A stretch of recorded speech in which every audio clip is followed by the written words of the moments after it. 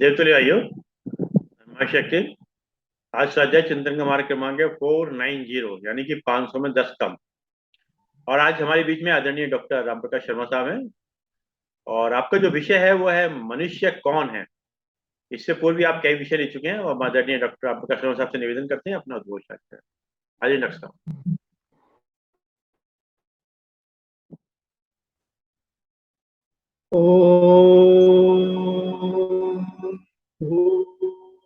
भूर्भुवस्वः तत्सवितुर्वरेण्यं भर्गो देवस्य धीमहि धियो यो नः प्रचोदयात्।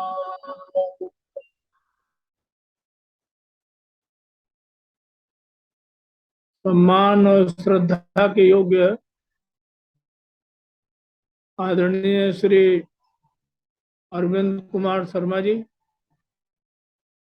इस स्वाध्याय चिंतन श्रृंखला के जिनके इस क्रम की कड़ी निरंतर रूप से चलती आ रही है, इसमें कहीं प्रभु कृपा से कोई व्यवधान नहीं आया। ये बहुत ही उत्तम प्रयास रहा है। इस कड़ी में जितने भी वक्ता समय समय पर अपने विचारों द्वारा समाज का कल्याण करने की इच्छा से आते रहे हैं, उन सभी विद्वान वक्ताओं को भी मेरा सादर अभिवादन है। आज इस आयोजन में जितने भी महानुभाव बहन भाई जुड़े हुए हैं, उन सभी को भी मेरा सादर अभिवादन है। अभी 3-4 दिन पहले ही आदरणीय श्री अरविंद शर्मा जी ने मुझसे कहा कि 31 तारीख को आप एक क्लास ले सकते हैं। मैं उस समय हरिद्वार से आ रहा था और रास्ते में कोई ऐसी घटना, किसी दो व्यक्तियों के बीच कहीं झगड़े सड़क पर हो रहे थे। उसे ही देख करके मन में बार बार एक विचार चल रहा था कि क्या यही मनुष्य है।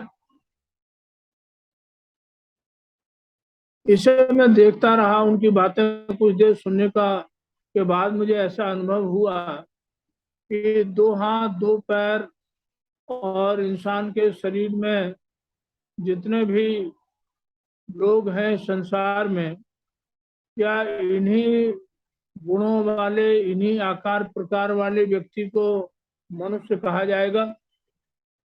तो अनेक प्रश्न बार बार मन में उत्पन्न हुए कि मनुष्य की पहचान तो मनुष्यता से है, उसके शरीर में ही प्रवेश कर लेने से या शरीर मनुष्य का हो जाने से कोई मनुष्य नहीं बन जाता, क्योंकि शतपथ ब्राह्मण में कहा गया है, वो वेद मनुष्य, मनुष्य को कौन जानता है, अर्थात मनुष्य क्या है।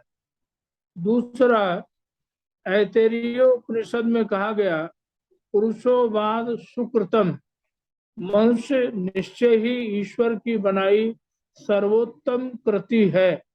इस धरती पर जितने भी शरीर जीवधारियों को हम देखते हैं या जो अभी नहीं देख पाए हैं या जिनके विषय में हमको जानकारी नहीं है, उन समस्त रचनाओं में, उन समस्त शरीरों में सर्वोत्तम कृति परमात्मा की मनुष्य को कहा गया है। और इसीलिए सुमित्रानंदन पंत की ये पंक्तियां आज बहुत ही विचारशील हो सकती हैं, इन पर गंभीरता से विचार किया जा सकता है। और वो इतनी ही यही बात कहते हैं, सुंदर है विहग सुमन सुंदर, हे मानव तुम सबसे सुंदरतम, निर्मित सबकी तिल सुषमा से तुम निखिल सृष्टि में चिर निरूपम। मनुष्य को इस परमात्मा की सृष्टि का सर्वोत्तम रचना का नाम दिया गया है। और ये सर्वोत्तम रचना इसीलिए सर्वोत्तम है क्योंकि उसका जो जीवन है वो बहुत ही अति उत्तम प्रकार से निर्मित है। मनुष्य इस सृष्टि की विलक्षण कृति है और विलक्षण कृति के विषय में महाभारत के शांति पर्व में कहा गया, नहीं मानुषात श्रेष्ठ तरम ही किंचित। इस सृष्टि में सबसे श्रेष्ठ यदि कुछ है तो वह मनुष्य का जीवन है, मनुष्य है। मनुष्य में विशेषता क्या है? तो मनुष्य में चिंतन करने की, विचार करने की, सोचने की और अपनी विवेक शक्ति को अनंत ऊंचाइयों तक विकसित करने की अपार क्षमता छिपी हुई है। ये मनन करने की और विचार करने की शक्ति कहीं कहीं पशुओं में भी देखी जाती है, और पशुओं में भी विचार करने की शक्ति होती है। ये भी प्रमाण जो हमारे पशुओं के ऊपर विचार करने वाले, चिंतन करने वाले जो वैज्ञानिक हुए हैं, उन्होंने कहा भी है कि मनुष्य भी जिस तरह विचार करता है पशु भी विचार करता है। लेकिन मनुष्य और पशु के विचार में यह अंतर है कि मनुष्य अपने विचार की शक्ति को अभिव्यक्त भी कर लेता है और उसके विचार की शक्ति की कोई सीमा भी नहीं है, वह किसी सीमाओं से बंधा हुआ नहीं है।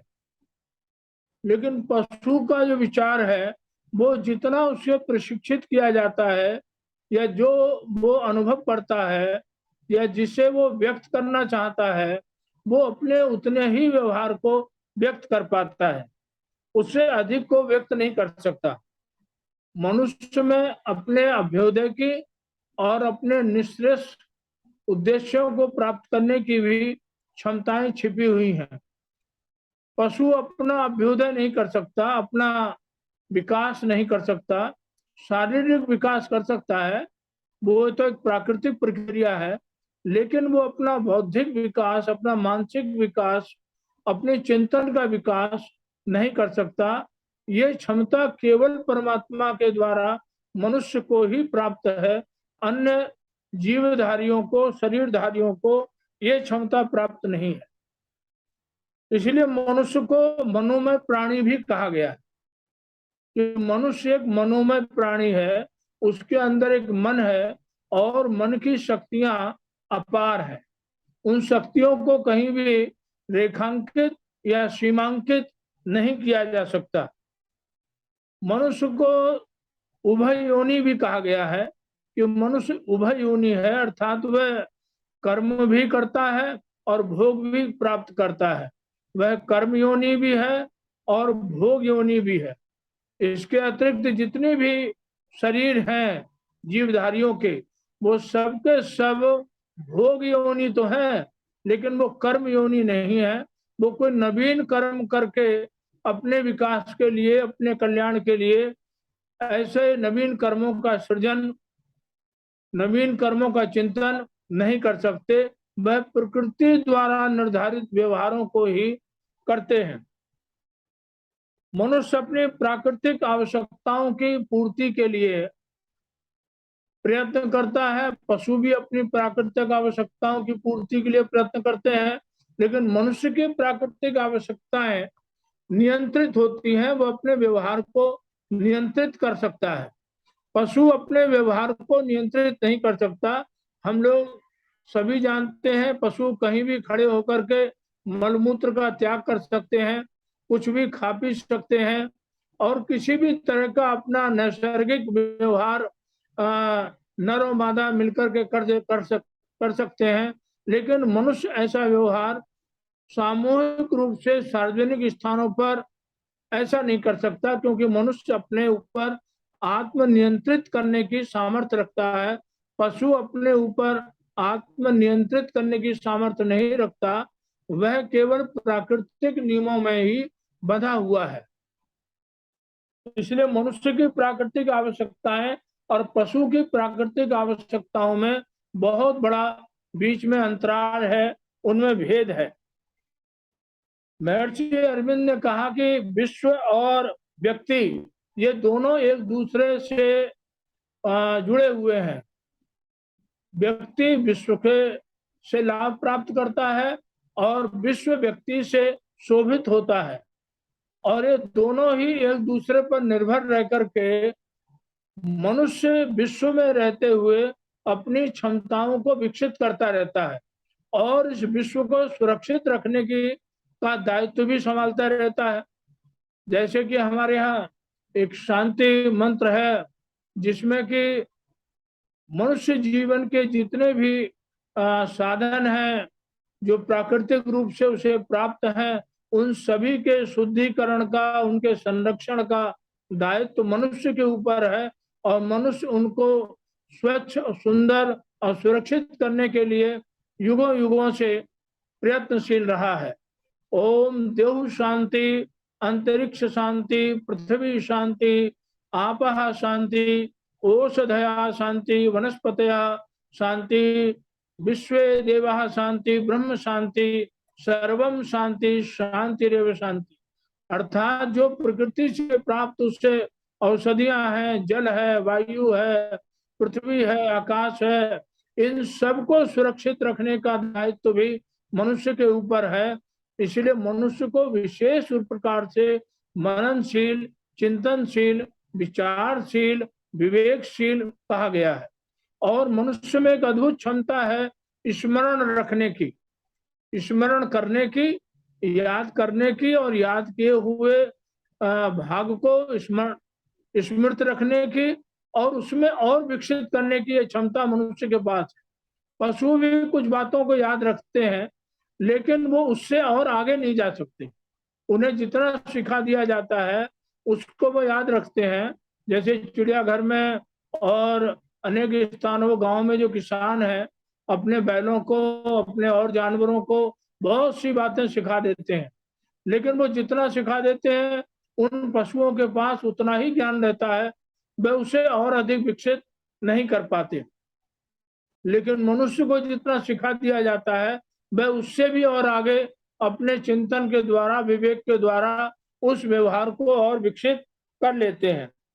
इसलिए ऋषि मुनियों ने मनुष्य को कहा गया कि ये बहुत ही श्रेष्ठ कृति है और स्वयं के अस्तित्व को परमात्मा की धारणा शक्ति के द्वारा और अधिक विकसित करने की सामर्थ्य मनुष्य में युगों से अनुभव की गई है। एक घटना में मनुष्य और पशु के व्यवहार को थोड़ा और स्पष्ट करने के लिए बताना चाहता हूँ। मैं अब से करीब 40-35 साल पहले वेस्ट बंगाल में एक स्थान पर सरकारी सेवा में था, तो उस जगह पर हाथियों का प्रकोप बहुत अधिक था। एक दिन एक व्यक्ति ने अपने घर की खिड़की में से, हाथी उसकी खिड़की के सामने खड़ा हुआ था, उसने गर्म पानी हाथी की सूंड पर फेंक दिया। उस समय तो हाथी तेज गर्म पानी की जलन से बेचैन होकर वहां से चला गया। कुछ ही दिनों के बाद वह हाथी पुनः उस आदमी को, वो अपने घर से निकला और हाथी वहीं खड़ा हुआ था, उसने उसे उठाया और जोर से जमीन पर पटक कर मार दिया। ये चर्चा वहाँ बहुत होती रही। लोगों ने अपने अपने ढंग से उस विषय को देखा, लेकिन मैंने उस विषय को इस रूप में देखा कि पशुओं में भी कुछ बातें याद रखने की सामर्थ्य होती है और उनमें प्रतिशोध की भावना भी अंदर होती है। ऐसा व्यवहार अनेक पशुओं में देखा सुना गया है। यदि वो वफादार होते हैं तो वो अपना बदला लेना भी जानते हैं। इतना विकास कुछ अंशों में मनुष्यों के व्यवहार से पशुओं के व्यवहार में मेल खाता दिखाई देता है और सुनने को मिलता है, पढ़ने को मिलता है। और मनुष्य और पशु के बीच में जो अंतर है वो केवल एक विशेष बात का है, और वह बात है धर्म, अर्थात अपने कर्तव्य के प्रति, दायित्व के प्रति सजगता, जागरूकता। पशुओं से मनुष्य की भिन्नता और श्रेष्ठता को विश्व के अनेक विद्वानों ने स्वीकार किया है। ग्रीक का महान दार्शनिक विद्वान हुआ अरस्तु, और ईसा और मोहम्मद साहब और इन सभी के जो अनुयायी लोग थे, उन्होंने भी ये स्वीकार किया है कि मनुष्य अन्य जीवधारी प्राणियों से कहीं अधिक श्रेष्ठ है। और आधुनिक समय के जो अर्थशास्त्री रहे कार्ल मार्क्स, उन्होंने भी इस बात को स्वीकार किया कि पशुओं के जीवन से मनुष्य का जीवन श्रेष्ठतम जीवन है, और पशुओं के जीवन में जो संभावनाएं नहीं है वो मनुष्य के जीवन में संभावनाएं। अरस्तु ने तो ये भी कहा कि मनुष्य एक सामाजिक पशु है। अब उन्होंने सामाजिक पशु शब्द का प्रयोग संभवतः इसलिए किया क्योंकि एक पशु यदि जल रहा है, गिर रहा है, मर रहा है, तो दूसरा पशु उसकी दवा दारू नहीं कर सकता, उसको उठा के पानी नहीं पिला सकता, उसकी और तरह सहायता नहीं कर सकता। लेकिन मनुष्य एक ऐसा है जो किसी दूसरे व्यक्ति को पीड़ित होते हुए देखकर उसकी सहायता कर सकता है, उसे किसी भी तरह से उसके जीवन को सुरक्षित करने के लिए कोशिश कर सकता है। ये गुण केवल मनुष्य के पास है। संभवतः इसीलिए अरस्तु ने कहा कि मनुष्य एक सामाजिक पशु है। और इसी विषय में हमारे भारतीय शास्त्रकारों ने मनुष्य के व्यवहार के ऊपर बहुत गहराई से जो चिंतन मनन किया, और उन्होंने पाया कि मनुष्य और पशु के बीच में कुल एक बात विशेष है, और सारी बातें उनके अंदर समान रूप से पाई जाती हैं। और एक शास्त्रकार ने अपनी दृष्टि को इस प्रकार से प्रस्तुत किया: आहार निद्रा भय मैथुनंच सामान्य मेतत् पशुर नराणाम धर्मो हि तेषाम अधिको विशेष धर्मेण हीनः पशुभिर समान। अर्थात इसका तात्पर्य यह है कि भोजन मनुष्य भी करता है, पशु पक्षी भी करते हैं। मनुष्य को भी भूख लगती है, पशु पक्षियों को भी भूख लगती है। ये व्यवहार मनुष्य पशु पक्षियों में समान रूप से देखने को मिलता है। निद्रा, मनुष्य भी सोता है, पशु पक्षी भी सोते हैं। ये व्यवहार भी मनुष्य और पशुओं के बीच में समानता को दिखाता है। और भय, मनुष्य भी डरता है, भयभीत होता है, पशु पक्षी भी भयभीत होते हैं, डरते हैं। ये व्यवहार भी मनुष्य पशुओं में समानता को दिखाता है। अगला है मैथुन, अर्थात मनुष्य भी संतान की उत्पत्ति करता है और पशु पक्षी भी संतान की उत्पत्ति करते हैं। ये चौथा व्यवहार भी उनमें समानता को दिखाता है। फिर मनुष्य और पशु के बीच ऐसा कौन सा कारण है जो मनुष्य पशुओं से श्रेष्ठ माना जाता है? वह एक ही पहचान है, एक ही उसका विशेष गुण है, और वह उसका धर्म अर्थात कर्तव्य बोध। धर्म का तात्पर्य यहाँ किसी मत संप्रदाय पंथ की मान्यताओं से नहीं है, बल्कि व्यक्ति के जो निजी कर्तव्य हैं, जो उसके मानवीय कर्तव्य हैं, जो उसकी इंसानियत है, वह जो उसकी इंसानियत है वही उसका धर्म है, वही उसका कर्तव्य है। क्योंकि मनुष्य और आदमी में थोड़ा सा फर्क है। आदमी उससे कहा गया। अरेबियन भाषा में आदम शब्द का अर्थ होता है मिट्टी, अर्थात जो मिट्टी से निर्मित है वह आदमी है। हम सभी लोग मिट्टी से निर्मित हैं, पंच तत्वों से निर्मित हैं।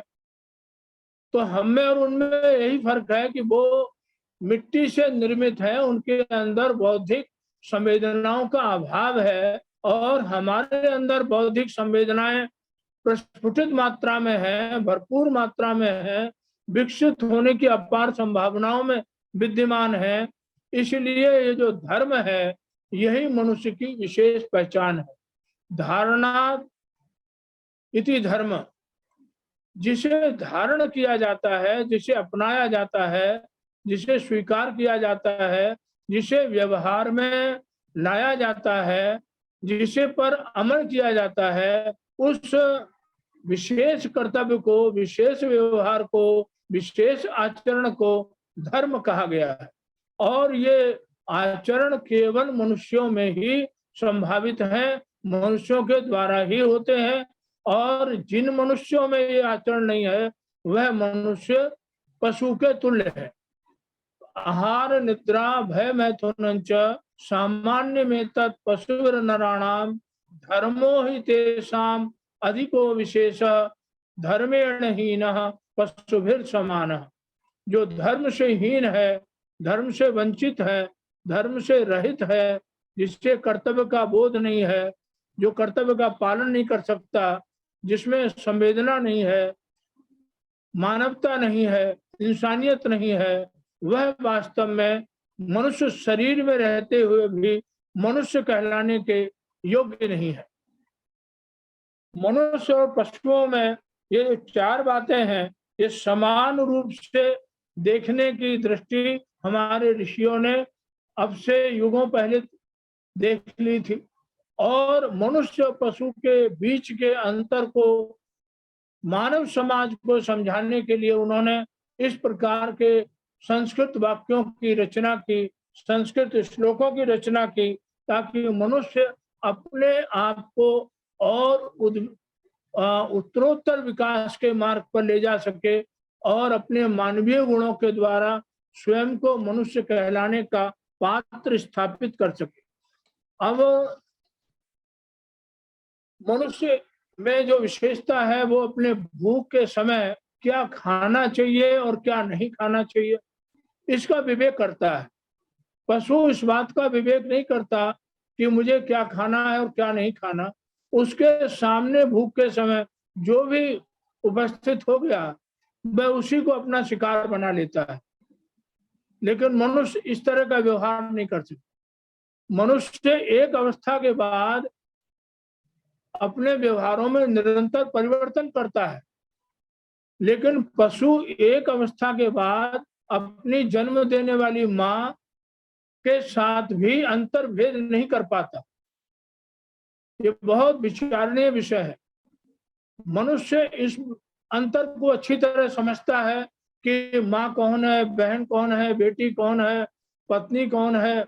इन सबके संबंधों के बीच में अंतर रखने की, विवेक रखने की जो सामर्थ्य है वो केवल मनुष्य के पास है।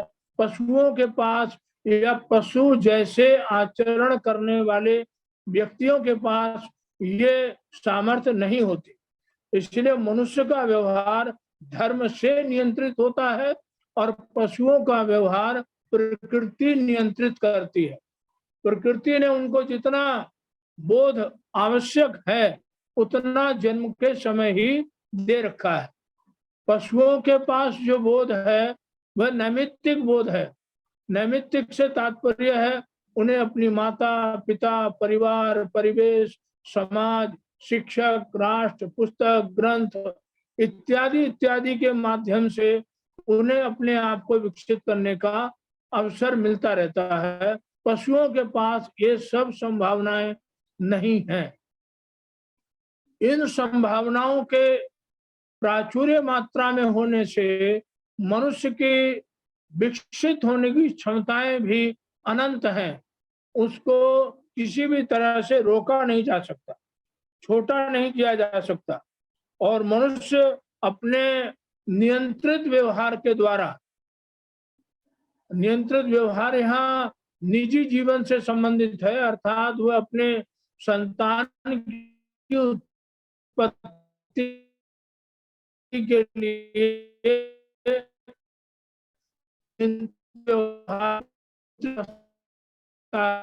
व्यवहार की इकाई को प्रारंभ करता है। पशुओं में भी संतान उत्पत्ति तो होती है, लेकिन उनका कोई परिवार निर्माण नहीं होता। उनका कोई परिवार नहीं कहा जा सकता कि इनकी बेटी है, ये बहन है, ये इसकी माँ है, क्योंकि उनके अंदर कुछ वर्षों के बाद वो सब अंतर समाप्त हो जाते हैं। मनुष्य में ये अंतर की संभावनाएं निरंतर विकसित होती रहती हैं। इसलिए मनुष्य के व्यवहार को धर्म के द्वारा नियंत्रित करने की जो परंपरा हमारे शास्त्रों में रही है, वो बहुत ही उदात्त और शालीन रही है। दुनिया की तमाम संस्कृतियों ने भारत की मानवीय संस्कृति से परिवार इकाई के स्वरूप को समझा और उसे व्यवहार में लाकर दुनिया में परिवार की इकाई स्थापित कराने का श्रेय भारतीय ऋषि मुनियों की परंपरा को जाता है। हमारे यहाँ माता पिता भाई बहन जैसे अनेक रिश्तों के संबंध हैं जो मनुष्यों के हैं, पशुओं के संबंध नहीं है। ये संबंध सभी मनुष्यों के लिए निर्मित है और मनुष्यों के द्वारा ही बनाए गए हैं। इसलिए मानवीय जीवन में और पशु जीवन में इन सब चीजों का अंतर हम अपने दैनिक जीवन में समय समय पर देखते रहते हैं।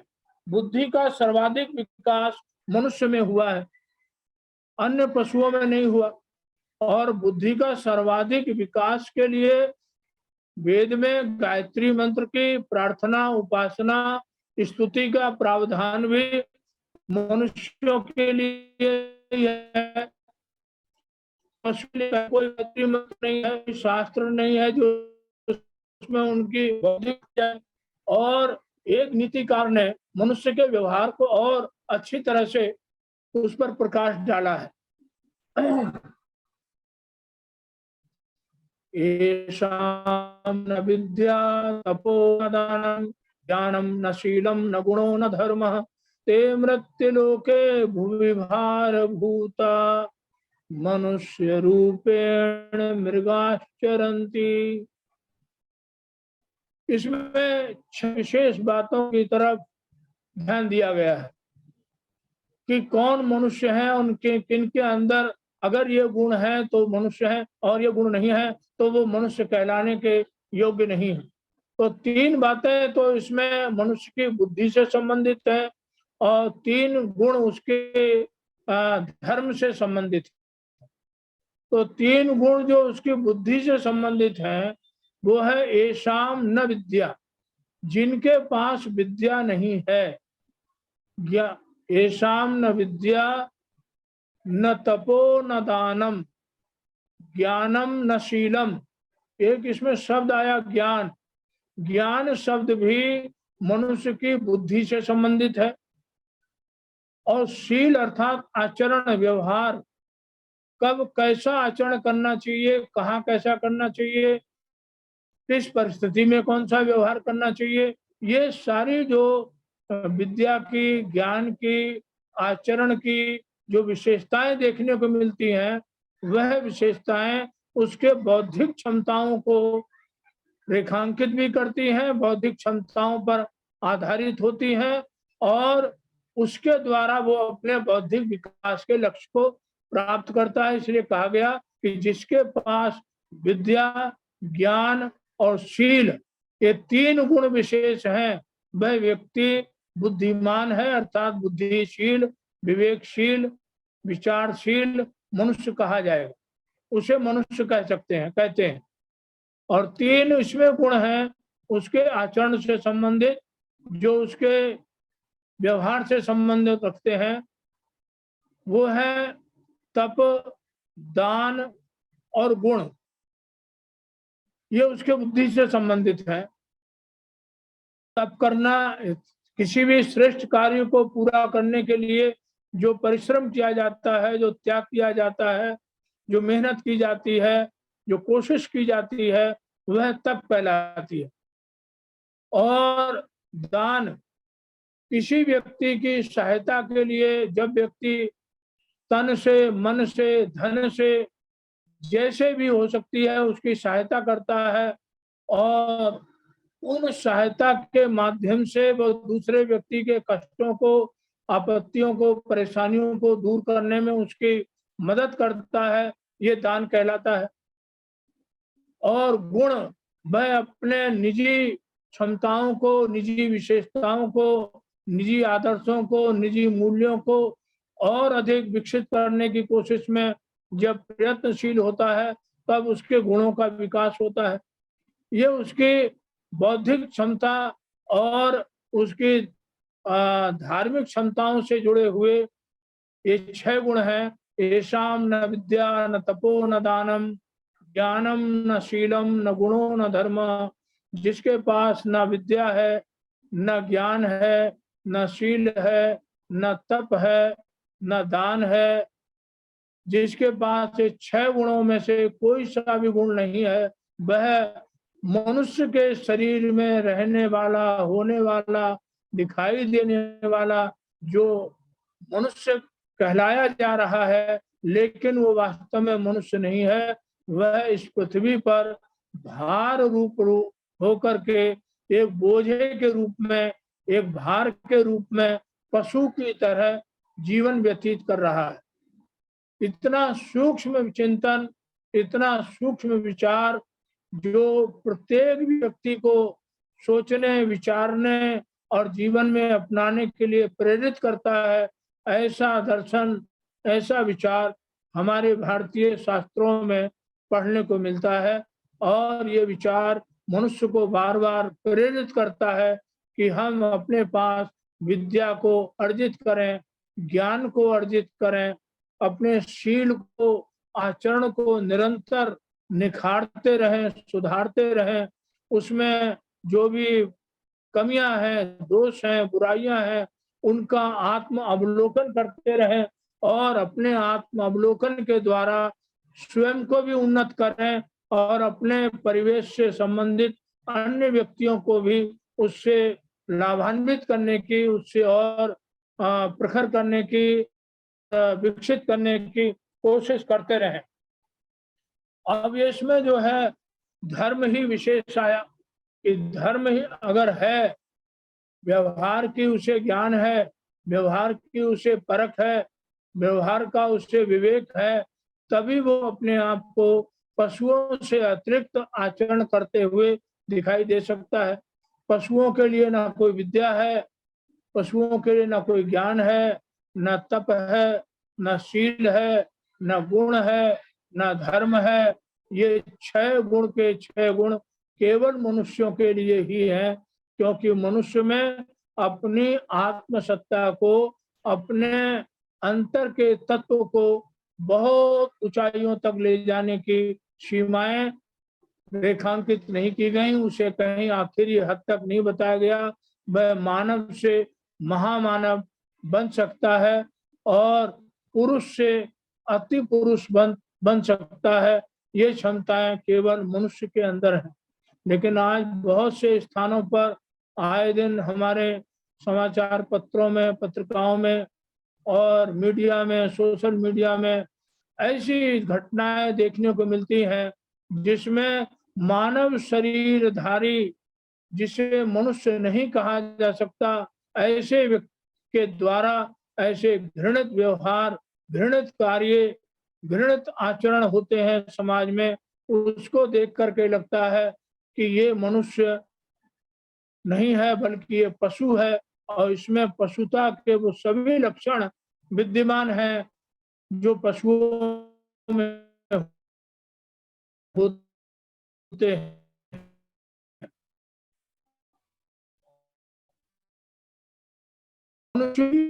रहने का, इसको की भी सीखने का, समझने का, संवेदनशील होने का, समझबूझ होने का, चिंतनशील होने का शायद इसे कोई अवसर, सौभाग्य अपने जीवन में नहीं मिला। इसलिए ये है अनियंत्रित व्यवहार करने में, इसमें और पशु में कोई भार नहीं रह गया है। यहाँ तक कि पशु किसी के ऊपर अपनी वासनाओं की पूर्ति के लिए हमला नहीं करता, लेकिन पुरुष इस आचरण में भी पीछे दिखाई नहीं देता। बहुत से ऐसे संदर्भ देखने पढ़ने को मिलते हैं जहाँ मनुष्य पशु से भी कहीं गिरा हुआ दिखाई देता है और उसके आचरण में बहुत खामियां नजर आती हैं, दोष नजर दिखाई देते हैं। इस तरह से मनुष्य को धारणा धर्मम इत्याहु धर्म धार्यते प्रज्ञा, महाभारत के कर्ण पर्व में कहा गया कि जो धारण किया जाता है उसे धर्म कहा जाता है और धर्म के द्वारा मनुष्य की प्रज्ञा शक्ति का, विवेचना शक्ति का, चिंतन शक्ति का विकास होता है। पद्म पुराण में और से आगे कहा गया, सूर्यताम धर्म सर्वस्वम श्रुत्वा चैव अवधार्यताम आत्मनः प्रतिकूलानि परेशान न समाचरे। अर्थात जो सुन करके श्रेष्ठ बातों को, श्रेष्ठ विचारों को सुनता है, ग्रहण करता है, धारण करता है, निध्यासन करता है, वही धर्म है। और जिस व्यवहार के द्वारा दूसरे को पीड़ा हो, दुख हो, कष्ट हो, परेशानी हो, अच्छा अनुभव ना हो, ऐसा व्यवहार करना अधर्म है। धर्म और अधर्म के बीच की जो रेखा है, उस रेखा को समझने के जो जिम्मेदारी है वो सर्वाधिक मनुष्य के ऊपर आती है। इसलिए मनुस्मृति में कहा गया मनुर्भव, अर्थात मनुष्य बनो। यहाँ ये नहीं कहा गया कि तुम हिंदू बनो, मुस्लिम बनो, सिख बनो, जैन बनो, बौद्ध बनो, ईसाई बनो, कुछ भी मत बनो, पहले के अच्छे इंसान बनो। जब एक अच्छे इंसान बन जाओगे तो आप किसी भी धार्मिक मान्यता में रहोगे, किसी भी धार्मिक मान्यता के मानने वाले रहोगे, आप वहां पर बहुत शुभ, सुंदर और श्रेष्ठ दिखाई दोगे। लेकिन यदि आपके अंदर मनुष्यता ही उत्पन्न नहीं हुई है तो आप किसी भी धर्म, मजहब, संप्रदाय के अंदर क्यों ना रहें, आपके अंदर मनुष्यता के अभाव में वह सभी चीजें दिखाई नहीं देंगी जो मनुष्य के अंदर दिखाई देनी चाहिए। राज ऋषि मनु ने कहा, धृति क्षमा दमो अस्तेयम शौचमिंद्रियम निग्रह धीर विद्या सत्यम क्रोधो दशकम धर्म लक्षणम। धर्म के 10 लक्षण, ये लक्षण मनुष्य के लिए बताए गए हैं कि मनुष्य में धैर्य हो। पशुओं को हम धैर्य की बात नहीं कह सकते। मनुष्य में अपने आप को नियंत्रित करने की सामर्थ्य हो, दमः, आत्म नियंत्रित करने की सामर्थ्य हो। ये सामर्थ्य मनुष्यों में होती है, मनुष्यों में हो सकती है, लेकिन पशुओं में ये सामर्थ्य स्वयं को नियंत्रित करने की नहीं हो सकती। उनसे अपेक्षा भी नहीं की जा सकती। केवल मनुष्य से अपेक्षा की जा सकती है कि वह अपने आप पर नियंत्रित करे। पशु से क्षमा करने की आशा नहीं की जा सकती, लेकिन मनुष्य से क्षमा करने की आशा की जा सकती है कि वह दूसरे व्यक्ति को, कमजोर व्यक्ति को, दुर्बल व्यक्ति को, असहाय व्यक्ति को या किसी से भूलवश कोई भूल हो गई हो, उसे माफ करने की जो सामर्थ्य है वो केवल मनुष्य के पास है। तो धृति, क्षमा, दमः, अस्तेय, चोरी न करना, चोरी न करने का भी दायित्व या जिम्मेदारी या बोध केवल मनुष्य को है। पशु को नहीं मालूम कि मेरे मालिक का खेत कौन सा है और मेरे मालिक का खेत कौन सा नहीं है। वह किसी भी खेत में जाके चरना शुरू कर देता है। लेकिन पशु के इस आचरण को हमने देखा है कि पशुओं को पीटा जाता है जब वो किसी दूसरे के खेत में चरने के लिए चले जाते हैं। और मनुष्य जब किसी की संपत्ति को चुराता है, छीनता है, कब्जाता है, तो उसे भी दंडित करने का प्रावधान है।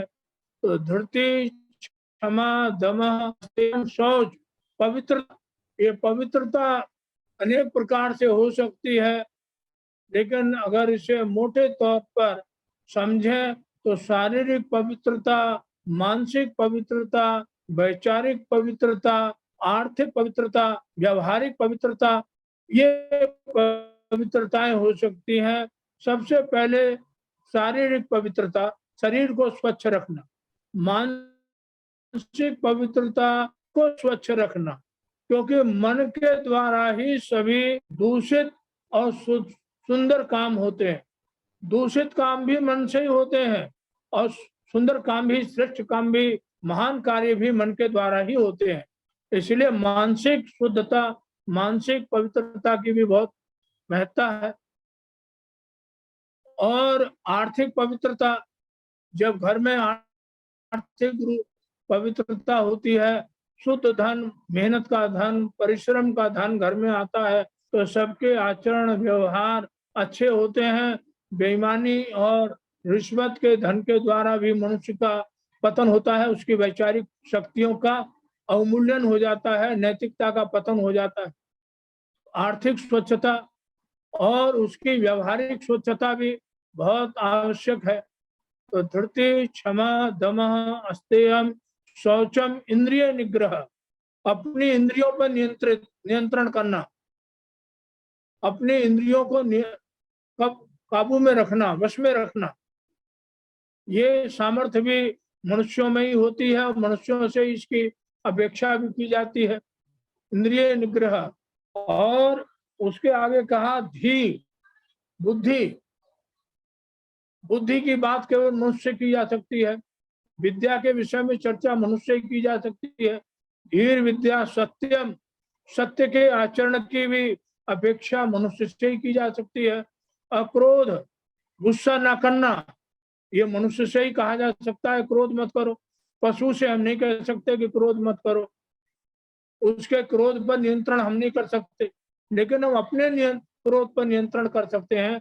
मनुष्य अपने क्रोध पर नियंत्रण कर सकता है। तो अक्रोध, हम ये 10 धर्म के लक्षण मनुष्य के विषय में बताए गए और मनुष्य से ही अपेक्षा की जाती है कि वह इन लक्षणों का पालन भी करेगा और अपने अंदर मनुष्यता को भी लाएगा, जिससे कि उसे मनुष्य कहा जा सके कि एक मनुष्य है।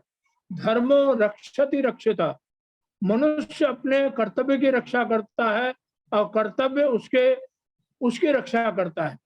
इसलिए कहा कि धर्म की रक्षा मनुष्य को करनी चाहिए और मनुष्य की रक्षा उसका धर्म करता है।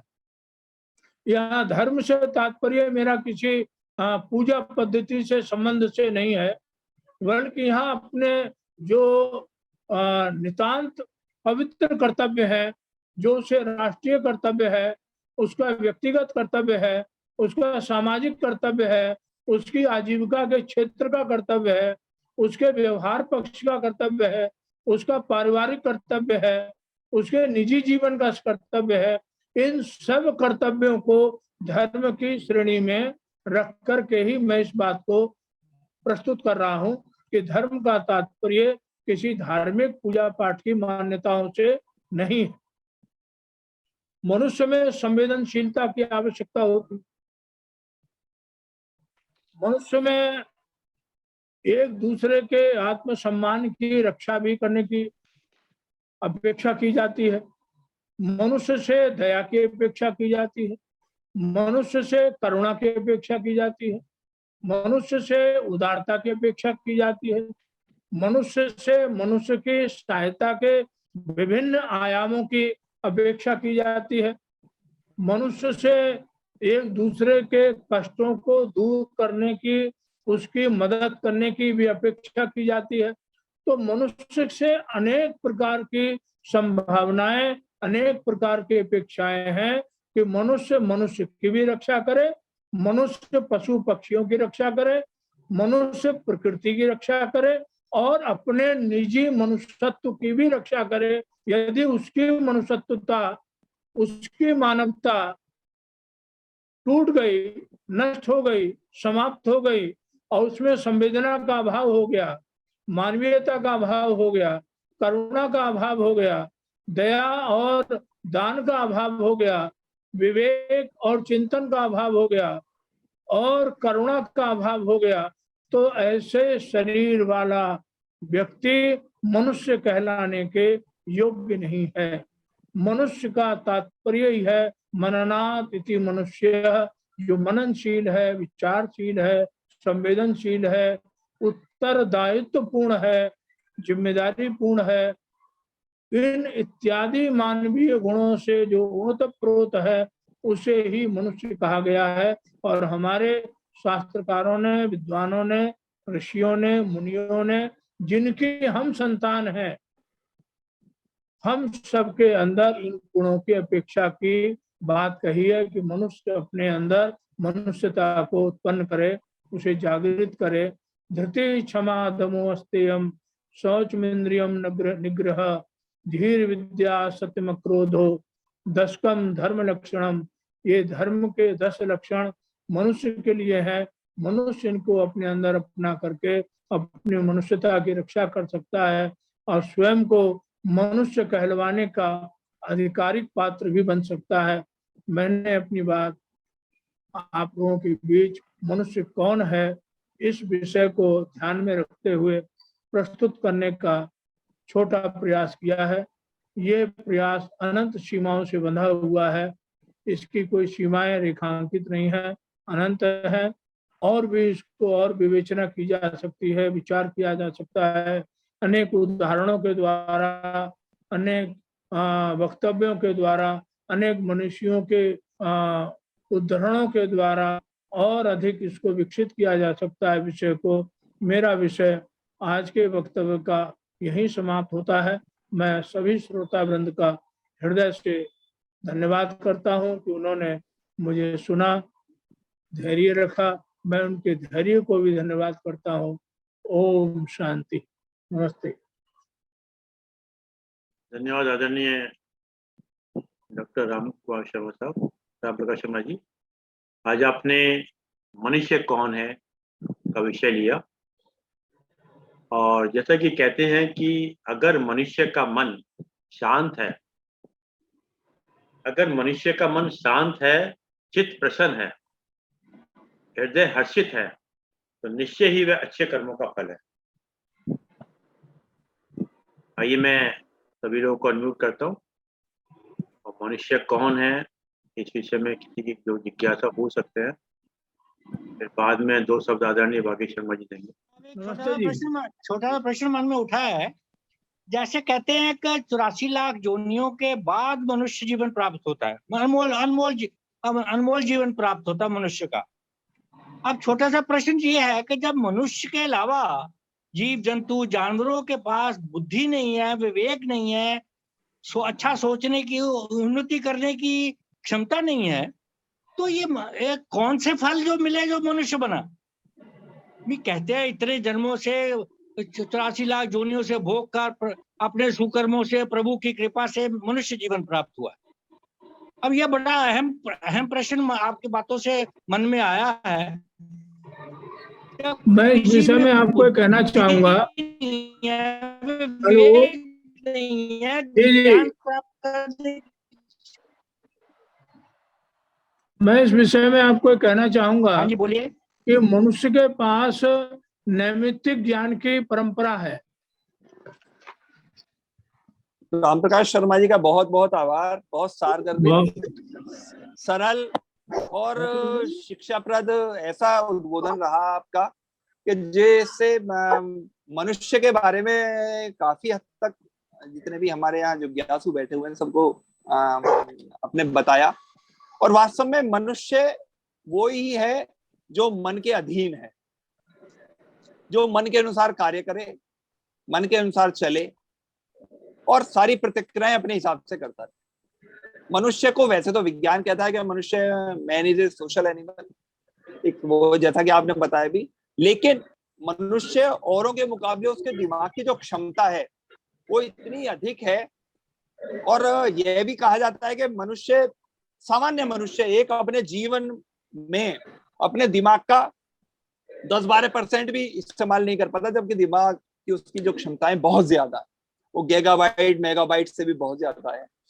लेकिन मनुष्य क्योंकि मन द्वारा अधिकतर कंट्रोल होता है, क्योंकि उसका नाम ही मनुष्य है, मन के द्वारा चलता है, तो ऐसा ही है कि जो मनुष्य अपने कर्मों से, अपने व्यवहार से बहुतों के मन को जीत भी लेता है और बहुतों के मन से वो स्वयं को कंट्रोल भी हो जाता है। आपके द्वारा जो ये बताया गया है ये वास्तव में बिल्कुल सही है कि आदमी मन के अनुसार जहां उसे मन ड्राइव करता है वो सुपात्र भी बन जाता है और कुपात्र भी बन जाता है, और उसी के ये कर्म है ये उसे स्वर्ग की तरफ भी ले जाएंगे, नरक की तरफ भी ले जाएंगे।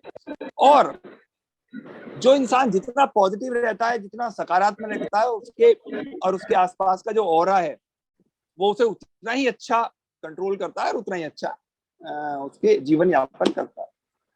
आपका बहुत बहुत आभार सर, और हमारी इच्छा रहती है सदा आपका उद्बोधन सुने, क्योंकि आपका उद्बोधन जितना नैसर्गिक, जितना सरल, सुग्राह्य होता है, का बहुत ही आनंद आता है सर। श्री राम प्रकाश शर्मा जी को बहुत बहुत धन्यवाद आदरणीय वागी शर्मा जी, धन्यवाद आदरणीय डॉक्टर राम प्रकाश शर्मा साहब, आपने समय निकाल कर समय दिया। और जैसा कि विचार के साथ और 3 बार ओम के साथ अपनी बात समाप्त करते हैं। आज का विचार आदरणीय डॉक्टर आर.के. काला साहब ने एक दिन स्टार्ट किया था रबिया के विषय से, सूफी संत रबिया का इन्होंने जिक्र किया था, तो आज का विचार उसी पे लेते हैं हम लोग। सूफी संत महिला रबिया हंसती भी जाती थी और रो भी लेती थी। दोनों काम एक साथ करती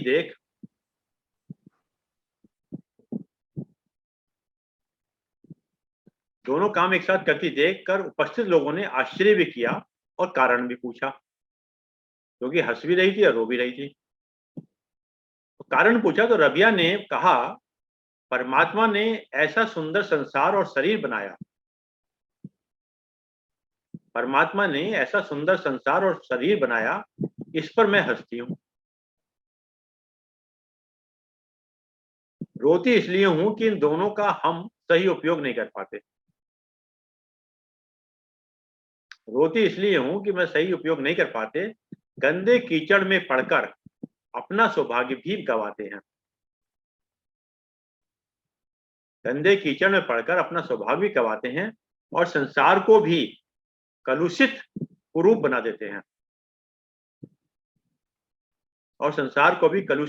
देते हैं, आत्म परिष्कार के लिए।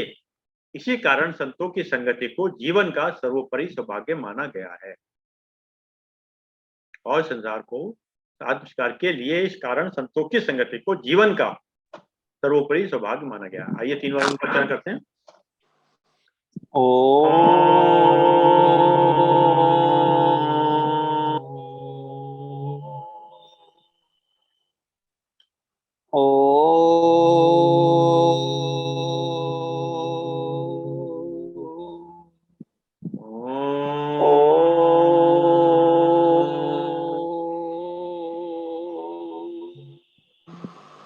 शांति शांति शांति। सभी को प्रणाम।